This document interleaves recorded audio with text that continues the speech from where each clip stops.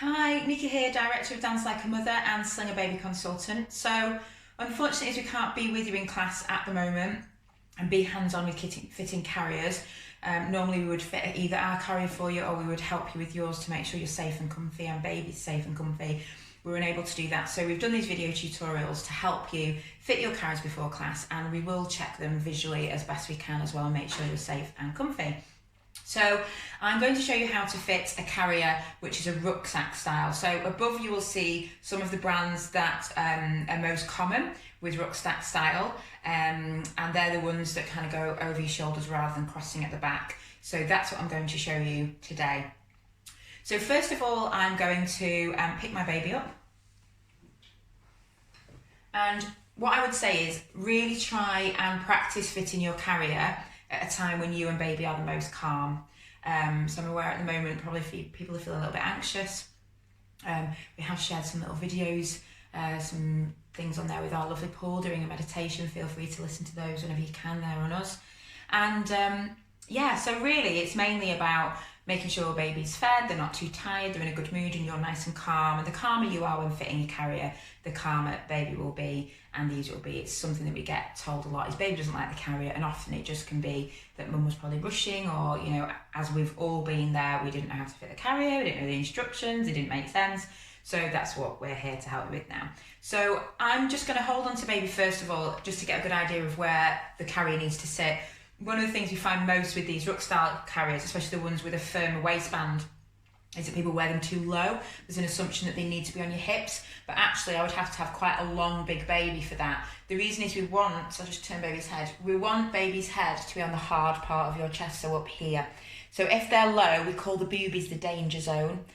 Depends if you've got huge mountains or little mountains, whichever. Sure, they're beautiful mountains. But we want them to be above the mountains, up here, so we can see them, so on the hard part of your chest. And then that way, their airways are open and you can check on them by glancing down. So we want to be nice and high, so baby's chest is on here. It's really important to us in class. So I'm just checking, first of all, where I want the bottom of the carrier to be. So roughly, it's about here, which is kind of like the central point where my waist goes in. Maybe in these next few weeks eating cakes, it might not be this small. But you know, it goes in. What else are we going to do? Right, so I'm going to show you how to fit this now, stop waffling. Oh, the other thing to make you aware of is there will be prompts, you may have seen them already at the top. So if you want to skip past what I'm saying and go to something, or you feel like you've got something but you're not sure and you want to go backwards, it'll prompt where I was up to so you can just check it and go back. Because it is a little bit of a long video, so you may find some bits you just want to look at again and go over. So I would really recommend whenever you are fitting your carrier to just check that everything's okay, so the buckles are all right. So I've had a little check of this before, and that nothing's broken, because what can happen is that they can get broken in car doors, they can get stood on. So because it's rucksack style, I'm going to put the shoulder strap in on itself so it's not crossing, and some of them have like this beautiful sole carrier that I'm showing you here. They have like a little safety catch, so make sure there's normally elasticated bit, they're just going through there as well. So I've attached that to itself, and then sorry, the sun's shining for once, it's lovely. Why aren't I doing this in the garden? And then I'm going to do the other side as well, and I want them quite long, so I need to get my arms through. I'm just going to attach that again, making sure it goes through the safety strap. So that's the first thing that I want to do. But you'll probably have this set up. It's one of those things that once it's set up, it's kind of your size until baby gets a bit bigger. Unless, you know, the other half or grandma or whoever's been borrowing it and then they go and mess it up, you know, messing about with your bloody carrier. I hear it all the time. We had someone that thought she had a poltergeist because every time she put it on, it changed. No. Whether you believe those things. So we've attached it to itself. Okay, so this is what it looks like now, if you can see. Like this. Okay. So then the other thing that I'm going to do is just check that the strap that goes across at the back, so this is a bit that comes here. I quite like that where my bra strap is, and this is how I'm going to show you how to do it today because it's kind of the easiest thing. Some people will have it higher so they can fasten it here, but it's kind of your choice. I'm going to show you the way that I do it, and then it's kind of up to you how you want to do it. So I'm going to make sure that's in the right place, and I make sure it's quite long so I can clip it in. Okay, so I'm going to put the waistband on.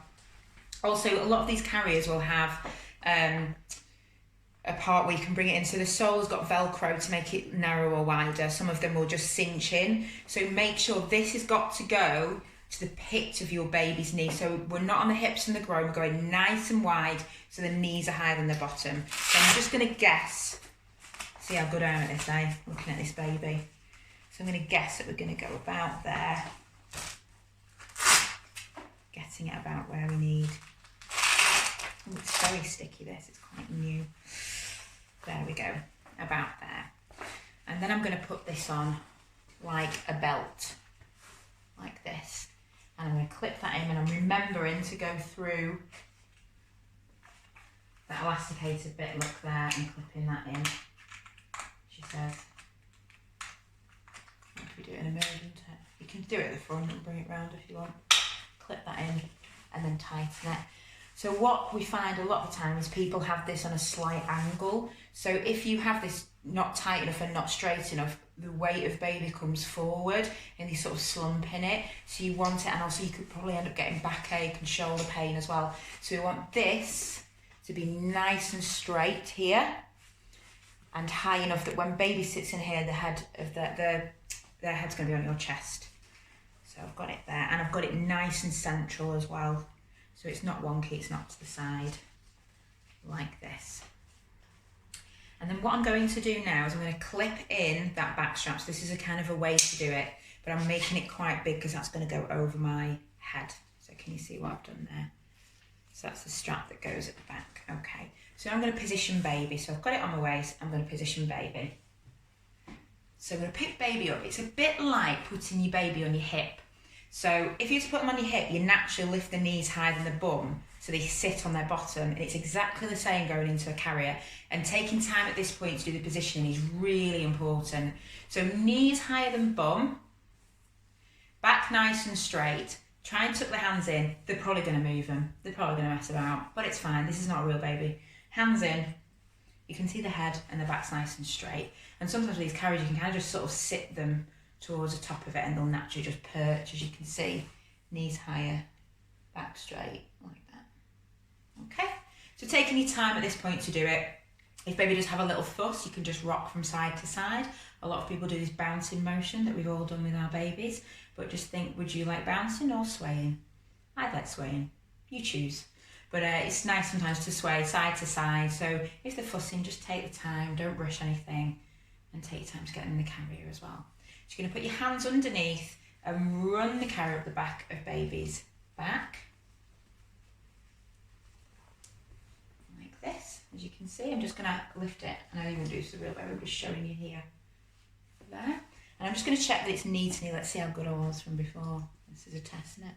So it's on the pit of baby's knee here. So it's not here with the leg dangling out, and it's not wide that the toes are pointing to the ceiling completely. Ooh, look at that. It's like I've done it before. That's it. So sat on the bum, knee to knee, and then nice and central. So take your time with that. Then what I'm going to do is take this over my head and take my arm through. So I've just done that one in motion. I'm going to show you that again. So taking the back strap that I've done over my head. I'm still holding my baby with this arm and taking my arm through. And then I'm going to take my other arm through like this. So now you can see it looks like that at the back. And baby's here.